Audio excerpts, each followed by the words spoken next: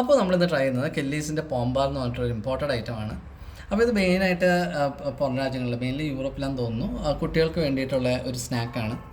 അപ്പോൾ ഇത് gluten free, അതുമാതിരി തന്നെ പിന്നെ ഫുൾ വേഗൻ, അങ്ങനെ കുറച്ച് നല്ല ഇൻഗ്രീഡിയൻസ് ഒക്കെ ആയിട്ട് ചെയ്യുന്ന രീതിയിലാണ് പറയുന്നത്. ഇതിൽ ഫുള്ള് പക്ഷേ എഴുതി വെച്ചിരുന്നത് ജർമ്മനാണ്. അതായത് നമുക്ക് ഇതിൻ്റെ എൻ്റെ ഹിസ്റ്ററി ഒന്നും മനസ്സിലാവുന്നില്ല.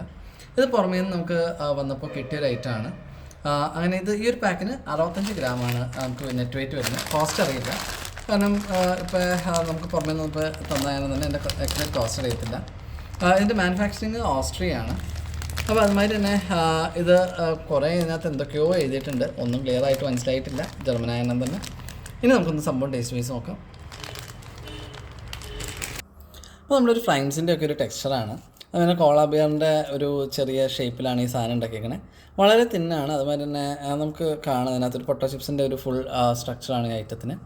ഇനി നമുക്കൊന്ന് ടേസ്റ്റ് വൈസ് നോക്കാം.